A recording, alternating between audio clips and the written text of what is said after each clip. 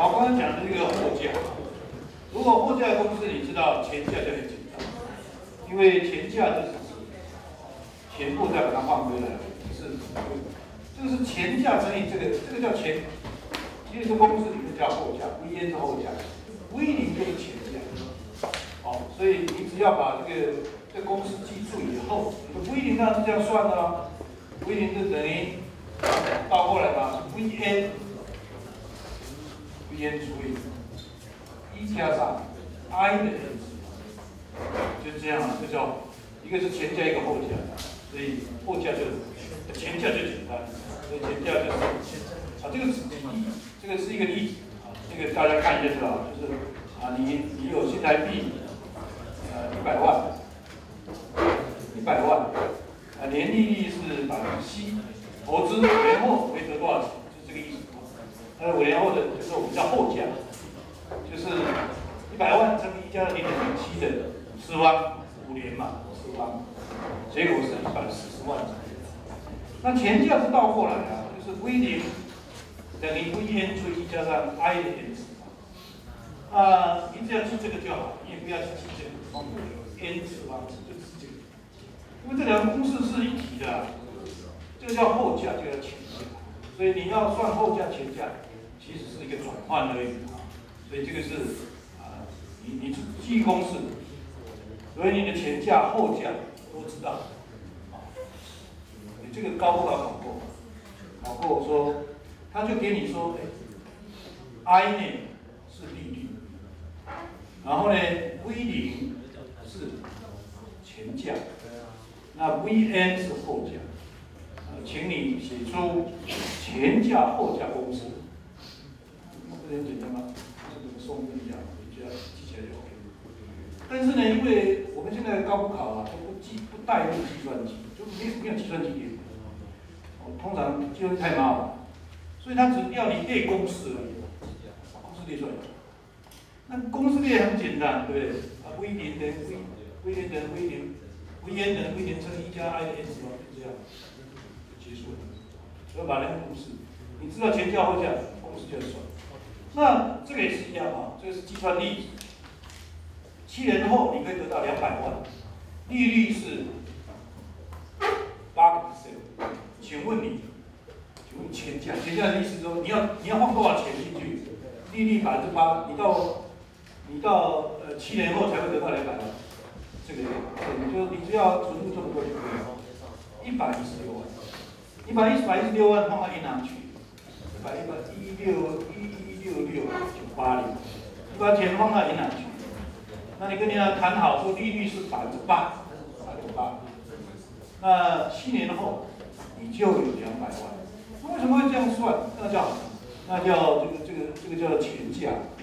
那前价就是说，我目标定在那边，比如说你的教育基金，或者说你的结婚的时候，你希望说你自己设定目标说，我10年后要结婚，我结婚的话呢，人家可能要我的聘金是200万，那我问你，你现在要拿多少钱把它换进去银行？不靠这个其他的，靠利息就好。我靠利，我就跟你老爸讲说，你只要给我116万116,980，那我去跟银行谈嘛，我银行利率是8%，那我7年后呢就有200万出来，那我就可以我把这200万拿去当聘金，好吧，就 OK 了，对不对？所以你把这个116,6,980块，就去找一家银行定存，那你就很安心了，你就不要管了，反正到7年后你就有200万，由银行领出来是200万，这就达成目标了，对不对？所以这个就是靠钱来产生你的价值这个就是我们所谓的前价。好，所以我们在申请里面要怎么用？在申请里面用前价后价，其实在算哪些东西？算我刚刚讲的这些东西，就是不同时间点你发生的事情，投入的钱，我要去算前价后价。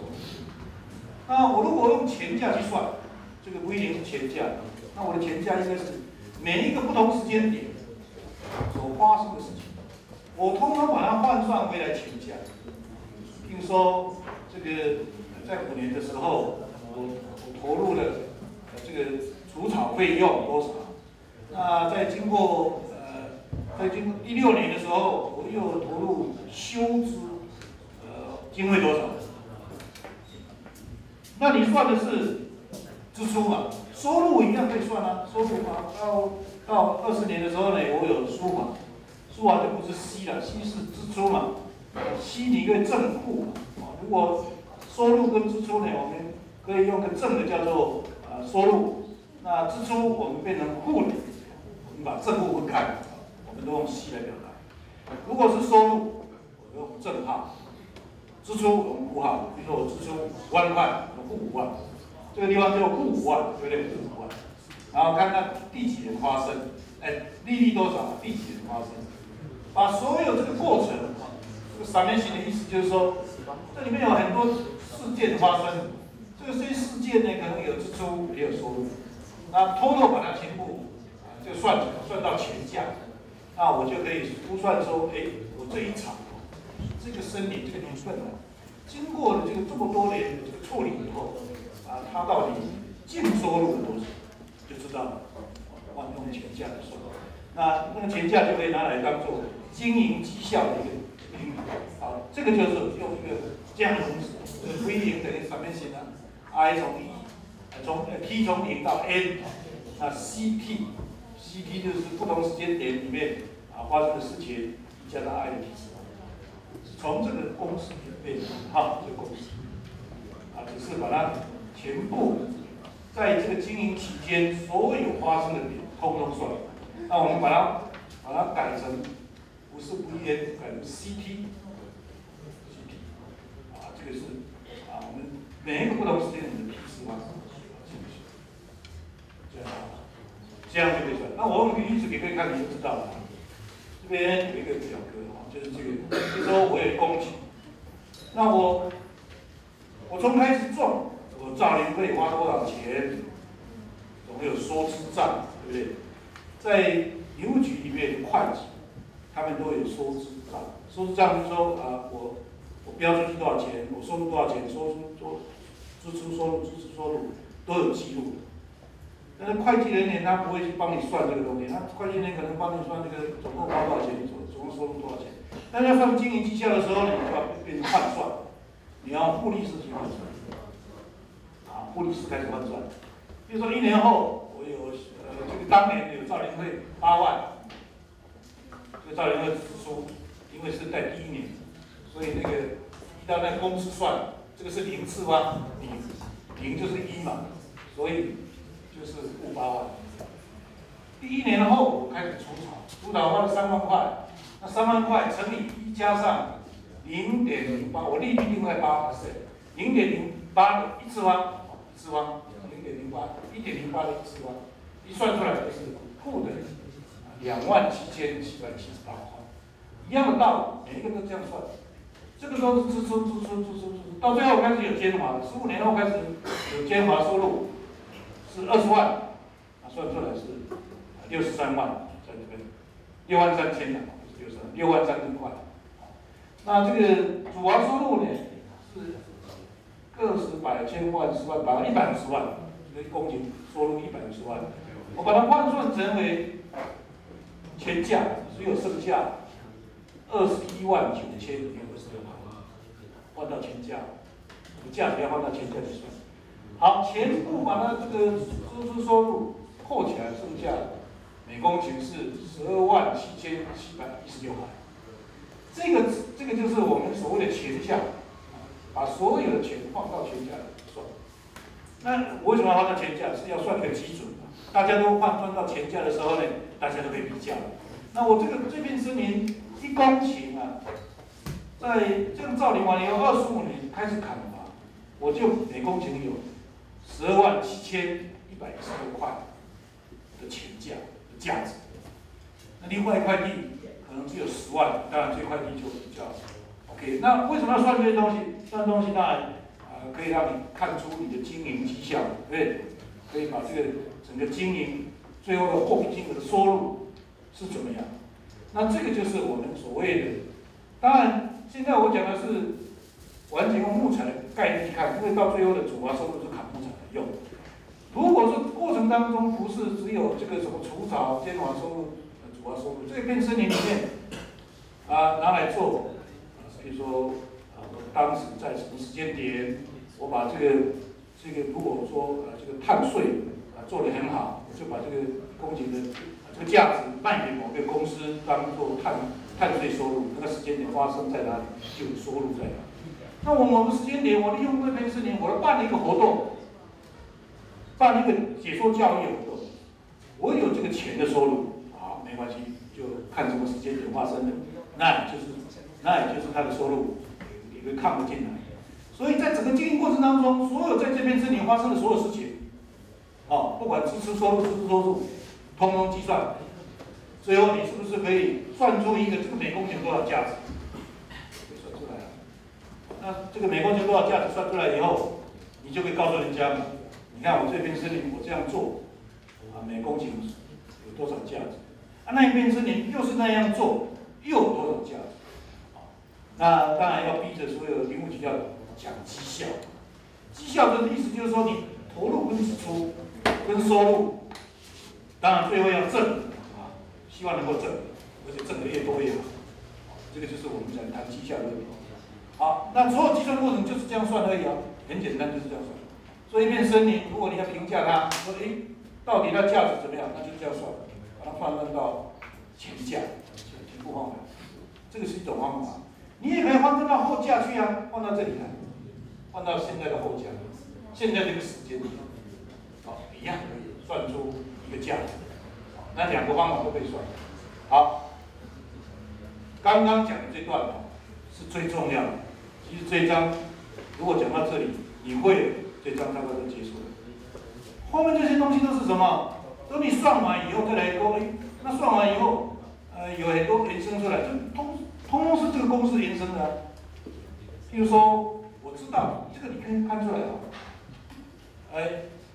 如果这个已知，我就可以算货价，对不对？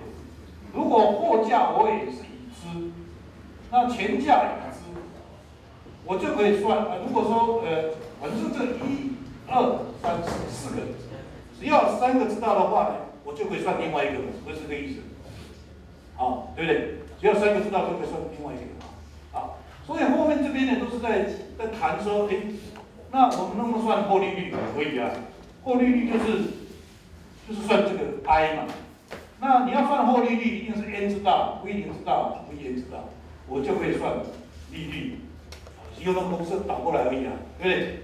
所以我要算 I， 那就是这样，用货价由货价公式去算，是这个，算这个 I。那这个 I 一定是 N 知道 ，V0知道 ，Vn 知道，就可以算获利率。所以这个也不是跟这个就简单了，对不对？你只要知道就好。这个举个例子给你看，比如说投资5万、50万，那4年后可以获得这么多钱，那问你利率多少？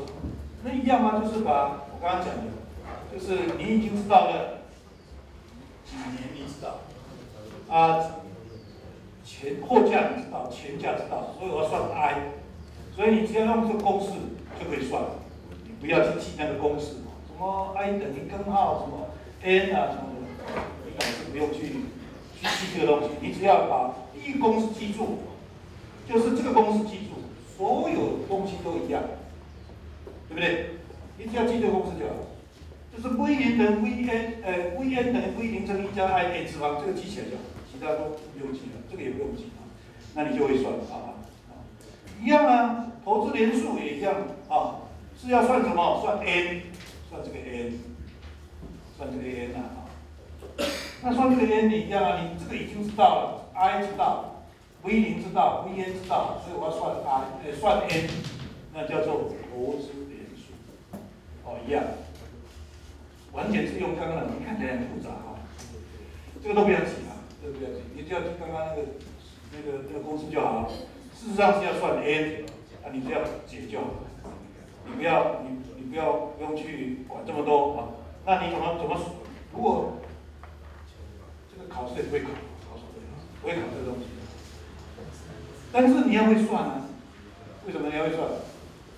因为可能有一天你老爸叫你算，他说我现在有多少钱，银行利多少，那你说我要想要变成多少？比如说我现在有80万，我想要变成160万，80万变成160，利率是8%，那你要放到银行几年？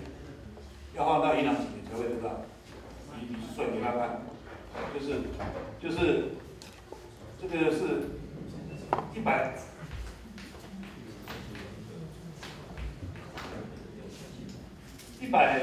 万，就不等于80万，80万乘以1加上 i 是0.08， n 是吗？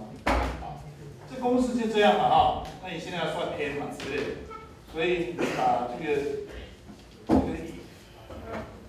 160万除以80万，把它拿过来开根号，这个就是解嘛哈，所以这个算术应该会解吧？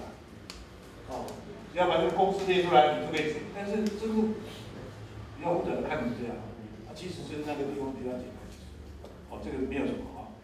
所以解出来结果是9.04就可以了。所以你只要10年，一定会超过160万。啊，这个是这样算的。好，所以刚刚讲说那个货架公式记起来，全部都知道了。所以其他东西啊就比较简单了啊。好，这个是前面讲的这个过程，这应该没有问题吧？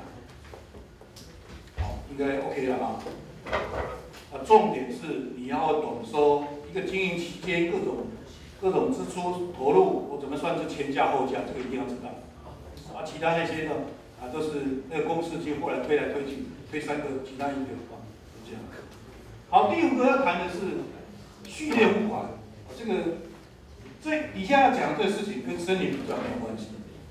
不过呢，森林也不是说完全没有关系，有一些情况是会跟这个有关系。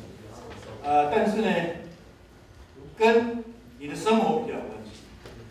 以下讲的这些公式你都不用记，你不要说我要把它记起来，不可能，你记不起来。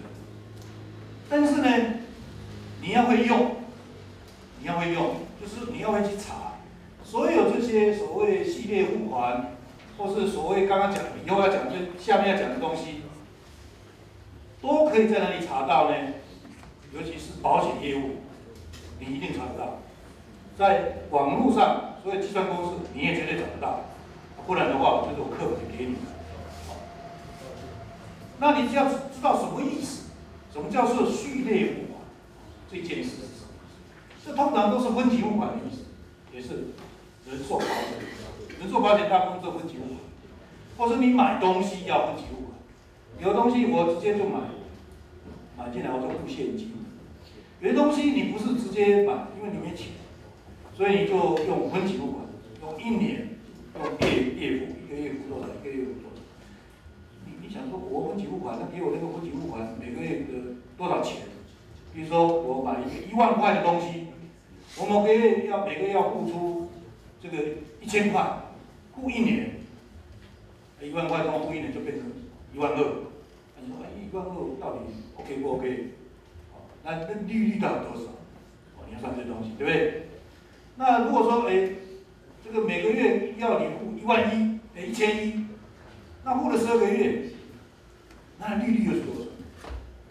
这个叫做分系列付款，就是不同时间点我都要付出钱，最后我要看多少钱我要算这个利率多少，这个都是序列付款，就谈这个分期付款的意思。那分期付款这件事，在林务局的业务里面会不会发现？也会啊，也可能会发生啊。但是林务局比较不会去做这种事我钱不会给你，我慢慢给你，一个月给你多少，大家做分期付款。分期付款这件事多半是在湾外，或是在个人政府机关很少在做分期付款的事情。政府机关都是整笔付，你要多少，你要多少钱，我一次就给你。他不会说，我分批给你。虽然他们拨款，有时候他们拨款，像我们做计划说，好像在分期付款，其实那个也不算是收紧款，它那个根本就不算利率，它也不会把利息给我们，所以那一些都不算分期。如果分期付款是考虑到利率，考虑到这个发生的时间点是固定，比如说1个月要付一次这样，或者1年要付一次钱，那叫分期。所以底下讲的这个是叫序列付款，也就是我们所谓年金。各位跟你们有关系，就是你们现在都要参加这个所谓你们毕业以后就业以后呢，可能要参加国民年金，那每个月要交一定的钱放进去，每个月都要交。那交进去以后，人家有一段计算公式了，你交完以后，你老了以后，你每个月领回来多少？是固定。那为什么会这样领？因为你每个月固定付，就系列付款嘛，每个月都付，比如说付500块，每个月都付500块，那付了50年，他会帮你算的，他用利率帮你算，算到最后呢，你到退休的时候，或是到一个年龄的时候，你开始有这个年金可以收入，就开始会拿回来，会把它拿，活了越久领越久，就是这样，就是无限年金。叫无限年金，无限年金是领到你死了，叫无限年金。那这个系列付款里面有限年金，也有一个无限年金，这个概念就是这些，就是有的是固定时间，说你只能领30年你能领50年，有的会告诉你说没有问题，领到你死，叫无限年金，这一直领。那你领到你越活越久的领越多嘛，可能领到你的本金都回来，过去投入的。连利息加上去你都领回来，还领到别人的也有可能。比如说你活到110岁，还领到别人。但是有人呢，可能是一退休以后，过3年就死掉了。他以前投入那些东西可能你没有办法领那么多，但是他也会还给你，他算结算给你，他不会说你死掉就算了，你以前存那么多进去就不算，没有，他还会给你但是给你的钱没有那么多了。他一定会去算，他就利用这些公式去算出来说，我应该还给你多少，才不会你不吃亏，我也不吃亏，他一定会算出来。这些公式都在序列付款里面计算，所以这些呢，你只要知道概念就好。那你这公式你就记，这里面大概很多了，包括年金年金后价怎么算，这些都有例子。举例，比如说你每年要支付1000块，利率是8%，5年以后你的年金多少？这个怎么算？那这些都是有例子，那这些公式都不用记，将来碰到的时候，你可以利用这个去算。这个是所谓的累积年金，就像说我每个月都付1000块，那我付了30年，那国家的利率是3%，我想要知道说我付了30年，最后我到底累积那个年金有多少？用利率去算，那这个例子来讲，你每个月付出1000块，到了5年的时候，你的累积是5866块，是这个意思，是这个本金就是包括利息、包括本金，到底多少钱？我每个月付，但到底多少钱？这个就是要算这个累积年金。那年金的钱价，就换回来的钱价，那个它的应用当然是这样说。我每年年终就可以拿到1000块，那利率8%，那5年的年金的钱价是多少？就是5年前你要放多少钱进去，我才有办法每年可以得到1000块。那这个是就政府的角度去算，说你想要给我每个月都领，比如说现在这个什么老农年金什么年金有没有？每个月要领多少钱？钱不是无中生有的，钱是有一个基金在那边，你才帮你，那就可以算平均一个农民大概可以活多少岁，大概平均就好。那你要累积多少基金才有办法付这么多钱？他是这样算，用这个叫做钱价计算，那会算，那这个公式就这样算，这个公式你也不用记。好，年金额这些序列年金额这些意思都有一个例子给你，就你可以套用。第二200万现款，利率8%，你要借给别人，如果要15年把它回收回来，每年你要收回多少钱？你高利贷8%，就是说你有钱要借给人家，跟他讲好利率的，但是你希望说不是到最后可以给我，你说每个月都要还给我，那你每个月要还给我多少钱？那我给你算清楚。你这个我借给你200万，利率是8%，我借给你15年，在这15年当中啊，你每年都要还给我本金跟利息。好，那你怎么算？就是我这个计算，每年要还这么多，要回收这么多，23万。好，到15年以后才会把这个东西清算，那很贵。为什么会那么贵？因为它的高利贷8%。但我们现在的利息没有那么高，大概是1%，我现在算起来可能没有多少。但是呢，这个就是你要政府也一样啊，政府你要给他贷款，我要贷30年，那利率多少你就可以算，你每个月要摊付，后每年要摊付多少，分摊，你可以用月来分摊，或者1年来分摊，就只有这个，你知道就好，就是你要分摊分期，好，这些呢，我想各位知道就可以。比如说，你现在开始要存股，我说了这个比如说这个叫什么呢？叫折旧。为什么政府现在都在谈折旧？折旧就是说，你到时间点的时候呢，你要有个基金可以把原来这个财货可以买回来。比如说我这个林务局有买了一台运财卡车，当时买的是40万，400万，400万的这个卡车。那使用年限规定是8年，那8年后你又要买那个卡车一定要买嘛，对不对？不然怎么太换掉？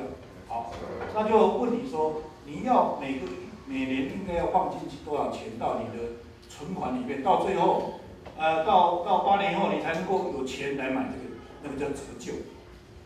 所以每一个东西都要算折旧。一个建筑物也要折旧，因为比如说这个建筑物当时盖的时候是1000万盖。那这个建筑物的使用年限是50年，那学校不是说，学校就要开始算折旧喽？就从你的成本里面，从你现在的收入里面，一定要固定要求你每年要拿多少钱来付这个折旧，放到你的基金里面。等到50年后，这栋打掉的时候，你刚好有这个钱可以出，再更新这栋建筑，这个叫折旧。那你就要算出来。所以我们现在学校里面经营非常大的困难就是这样，因为我们买的东西越多，我们折旧就越大，所以我们能够用的钱就越来越少，因为把你的所有赚回来的钱都要放到折旧去了，所以你的基金越来越庞大。那个基金为什么越来越庞大？因为要应付50年后，或是这30年后，所有这个建设要更新，政府要求你一定要做这件事，这个叫折旧。所以我们常常说这个是叫短促，常常讲说你的经营叫做短促，可是就是亏本的意思。那亏本为什么明明账面上是赚钱的结果就是叫做短促？为什么？因为我们拥有的财产太多，我们现在不动产这个建筑一栋一栋盖，每一栋都要提拨基金放到每年都要提拨很大量的钱放到我们的基金里面，来预备未来这栋建筑物的更新时。所以我们的教务基金越来越庞大，我看起来好像教务基金很多钱，但是那教育都不能用，为什么不能用？它是预备未来要更新这个建筑物用。所以每一个，比如说我买一个财产，任何一个财产都一样比如说我买一个摄影机设备进来，它也给你算折旧我这台摄影机当初买的时候是40万，好，它使用年限是8年，马上用这个公式给你算，你每年要提拨多少？到校务基金去一笔算，所以那个把所有设备一算下来的时候，对不对？每年都要折旧很多钱，所以你收入的钱几乎都放到折旧就好，其他都不用动。这个学校现在经营困难的地方就在这里，因为它要算折旧。这个学校如果财产越多，折旧率就越高，折旧的钱就越多，所以你要从你赚来的钱要提拨更多的钱放到基金里面去，你才有办法应付未来的。这个运作，这个叫折旧率。那折旧的时候呢，你就用这个公式算，就告诉你这个公式。而且它有一个东西假设说你的物价没有波动，也就是没有通膨没有通货膨胀的钱而已所以他认为说你那个折旧还不足以来应付未来，因为未来可能有通货膨胀，所以你以前你买这个卡车400万可以买得到，8年后跑到400万你买不到。你可能是400万你买不到，可能要700万你才买得到。所以他认为说你的那个折旧率，这个利率要提升，不能用现在的利率当做利率，他可能会给你提那个折旧率，不是用现在的利率当折旧率，他定出一个很高的折旧率给你，比如说定10%，哇，那你会受不了。这个学校你这怎么赚？都没有办法填补这个折旧率。所以为什么很多学校都被公告说这个学校是短处的，那个学校短处，这个学校短处的意思是说，收入跟支出不成比例叫短处，就是你亏多少钱，即使是没有亏了，都是 OK 的。但是呢，再把折旧率算进去的时候，这个学校就亏，全部都是亏。但是呢，那个校务基金越来越多，从什么6亿一下子变到7亿，一下子变到13亿。你发现怎么会变成13亿这么多？因为都提拨了，所有你们的协查会很多都提拨到校务基金去，都不能动，谁都不能利用它，因为那是预备未来更新你们的黄色用，还有你们的设备用，所以这些就变成这个。但是他这边算一个东西，其实我们所有的学校要买东西我们不是从我们校务资金拿出来买，我们都跟国家要钱，他就不算。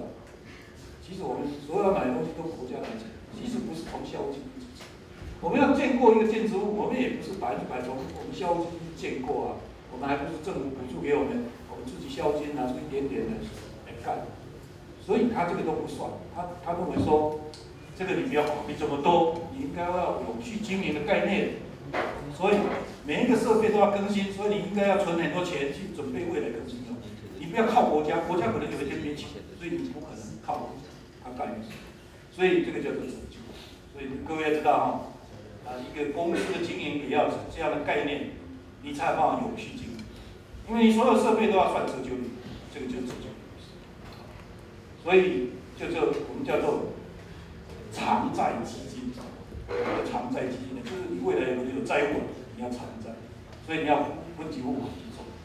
那后面就是什么终身年金叫无限年金。打错了，这个限不是这个限，无限的，无限制的。森林是永久无限收入，因为可以再生一次，无限收入。所以我们叫做终身年金，就像你们的领年金一样，领到死，这个意思，是终身年金。那这个森林投资也是属于无限年金，它有计算公式，知道就好。好，还有定期间隔付款序列前加后价，这些。我刚刚讲过，你不用去记它，你只要知道就可以了。那这些都是我们在生活当中可能会碰到的一些问题。那这一章里面最后我们会谈到一个叫投资准则。这个投资决策准则总共我列出来大体。这个为什么要这样做？森林经营决策，那叫做 decision。decision 的意思就是决策的意思。就是我要不要做这件事叫决策。在森林经营里面，每一个时间点，1年当中，你也随时在做决策那谁在做决策？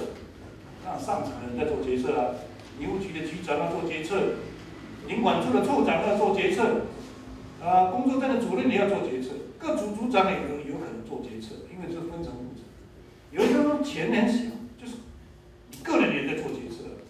比如说，给你的弹性空间可能不是很多，你可以应用的钱可能是，1年假设是100万，那这100万你要怎么用你就开始做决策对不对？我这100万要做什么事，要做什么事，要做什么事，你要分配那你要时间规划，这个人生规划，个人也在做决策政府机关也在做决策每个人都在做决策而是无时无刻在做决策，每年都在做决策我要不要去要不要去参加什么活动我要不要去参加这个会议也要做决策。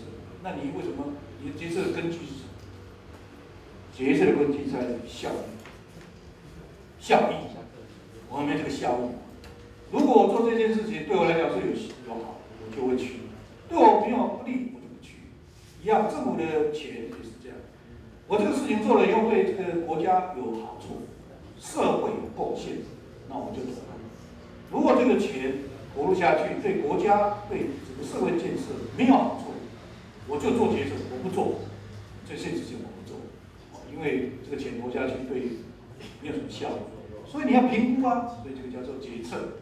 决策要个准则嘛，这个准则就是这5项准则。以林业来讲，我们设计经营决策就是五大决策准则。第一个要考虑到经济效益，第二个要考虑到社区区域有益的影响，对不对？要考虑到住民社会成本跟利益的经营性。有的时候你投入加惠某些人，对某些人完全无利，这个叫做没有公益平衡的原则。所以我们希望投入的时候呢，你的社会成本跟利益是均衡的，对原住民是有帮助的来做，对经济社会有安定，可以安定这个社会，当然投资，对环境安全性要考虑。好，这个五大决策的准则，这个在林业经营里面要把它放在心中。我们做任何决策要考虑到说，第一个要先考虑到安不安全，对社会有没有贡献，有没有这个公益性？公益性就是有没有公平正义的原则。公平正义就是说，我不能去这个偏袒某些人、某些族群。他说，我针对他，其他我考虑就不行，就是要有这个均衡性，就是要有这公平正义这样的原则。这社会要有利，要安全有利，最后才考虑到经济。虽然我把它摆在第一位是经济，但是呢，事实上这些优先要考虑，尤其是最后这第5项，安全最重要。你们弄了老半天，结果呢造成这个人命安全造成威胁是不行的。好，那你一定要是考虑到环境安全，最后才考虑到最后有经济效益。经济效益也是很重要。你看，明明这个东西，花5块钱就可以完成，你给我花20块，那你就浪费了，对不对？这个就不行，就是表示说你的这个投资的这个决策有问题。所以我们要有这5大这个准则。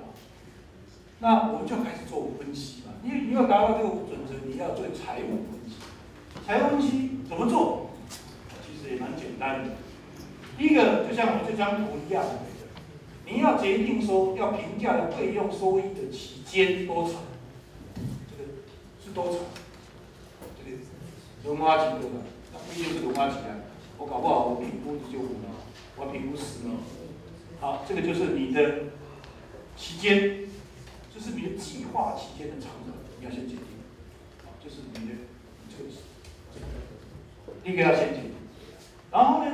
决定完了以后，你要详细去了解说，这中间到底某个时间点发生什么事情，判定与计划有关事项发生的时间明细，是明细是什么？定准。我写的这4大点，通用于全部的企业都一样，不是只有你可以这样做啊。任何的企业还可以用到你个人，个人也可以这样做啊。你个人如果说要去评估你的一生当中啊，你可以定义你的一生，你要评估期限是多长。比如说你现在毕业，我要就业时间，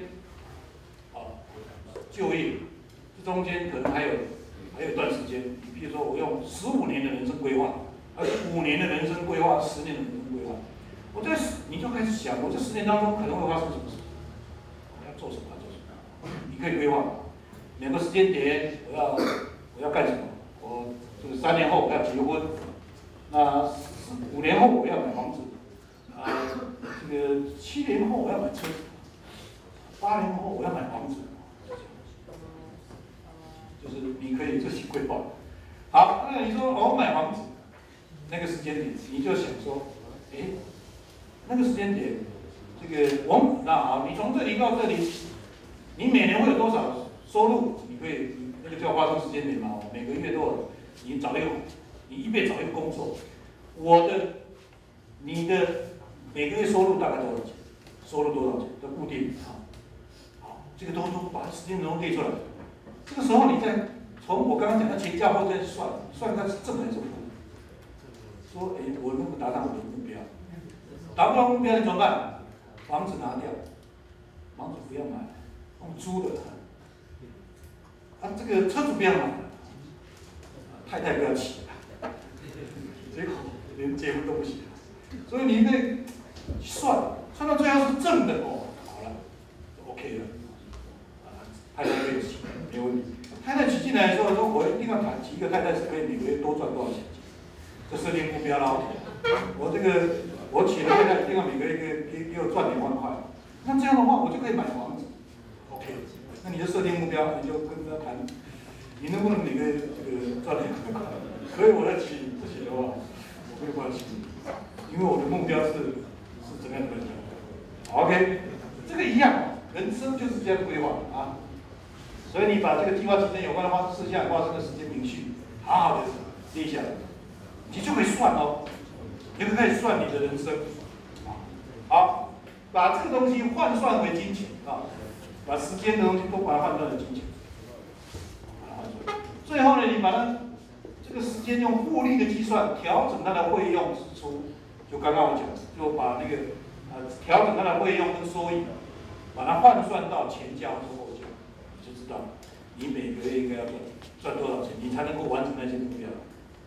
如果你要到最后是零嘛，就是正负要等于零，那你到底要多少钱收入？可以算出来。你就可以知道说，我每个月假设是只赚2万5，那我这10年是在干什么？你能做什么事情？你可以算出来。你这10年可能可以只有买摩托车，其他都没办法。我是说我这10年我可以买房子，或者我这个10年可以做什么事？可以算出来。这个叫做我们要做决策的时候，财务分析做决策的步骤就是这4大步骤。计算就是我刚刚讲的，像这个例子一样，就是这个。这个是其中一个例子。其实这个发生点，你可以依照你的情况去设。有收入就是最后呢，你可以算出一个前景，你来看看结果是如何。这个就是我们这个怎么去算，这个财务怎么去分析。你会分析了以后呢，当然后面就开始说，那我分析出来以后，其实很简单嘛，我看最后是正还是负就知道了，对不对？但是呢，这个算这个财务分析的时候，他很喜欢算后面这个东西，算什么净钱价。净钱价就是刚刚我算的那个最后正负，那个叫净钱价。刚刚那张表有正有负嘛，最后的结果叫净钱价，就是 NPV。Net Present Value NPV， 但是有人就说，那个净钱价，好像没有个标准。那有人说，那我算投资报酬率或是算益本比，就是我不算净钱价，是2个相乘，我不算，我算支出跟这个成本之间的比例是多少，那叫做BEC，益本比。这个很简单，叫益本比，就把成本跟收益2个相除。就像说，我们前面这个益本比应该大1的，就是前面这张表。最后我们把正的加起来，负的加起来，把这个负的全部加起来，看多少？正的加起来是多少？2个相除，就是 B 除以 C， 就是把正的放在上面，负的放在下面，2个相除，那这个益本比就是这样而已啦没有什么就是益本比，用益本比来看。益本比大1就表示这个有收益，益本比小1就表示亏本这个意思。还有还本期 PVP， 就是说这个叫 parent， 就是说我到底后来我来算说我这个投资要多少年才会回本，这个叫做还本期。这个回收越短，就代表这个投资越好。投资下去，我本金3年就可以回收。我投资一个餐厅，花了200万，用1年我就可以回收回来，哇，很好。你要用5年才可以回收，那你想想这个投资可能有问题。那这个叫做还本期，到底我这个投资要多少才可以还回来？啊，你那个算实得报酬率，就是说，那我到底这个每年有多少这个收入，这个叫做实得报酬。最后一个叫做平衡分析，啊，这总共有1、2、3、4、5、6，最常考的，曾经考过的只有2个，一个叫做净前价，考过，一个叫益本比考过，其他什么投资报酬率、还本率什么的，通通没考过。从历届以来到现在还没考过。你考过不代表以后不会考啊。但是呢，你要知道这些的意义是什么？它考试不是叫你算，没有在算，没有。因为我刚刚讲了，考试不会有计算机嘛，所以它都是问你观念问题而已，都是问你的观念。那个净前价，还有这个益本比，曾经考过益本比是有计算，其实计算那个很简单，那个就是把收益跟本金两个相除。他说某甲这个投资什么1块林地，那这花了多少钱？那这个什么收入多少钱？那某乙这个什么他投入多少钱？他收入多少钱？那请问这个，请用益本比的概念来说明甲的投资好还是乙的投资好？很简单啊，他就把这个成本，它的成本跟效益两个相除，成本效益相除，看两个哪一个高而已啊。益本比哪一个高啊？有同学都乱算啊，不知道算什么啊。两个相除而已，那个相除的东西又是整数的，所以一算就知道，一个是1.5，一个1，不会算。然后呢颠倒，有的人颠倒，就是把本金，这个把这个收益放底下，那个成本放上面，跟你算完以后，他解释又错误，这个是考益本比的概念啊。其实这些东西都很简单，我刚才讲说净前价就是两个相减而已，到最后你两个相减怎么样？把成本减到收益去算。也就是刚刚那一张表，最后把我刚刚讲的这个净前价去算，投资报酬率，这个它的公式你也不用记，但是你知道意思就好。一样，益本比我刚才讲过了，两个相除，那还本期就是倒过来算这个到底有多少钱要还本。好，实得报酬率，这个是把收入跟支出两个把它相除以后呢，从那个连线小数先换算。最后一个平衡分析大概是把固定费用跟流动费用把它相减以后算出来，这个也是。好，这一章呢大概简单的，因为我们有个实习专门算这些东西的，所以基本上应该是可以让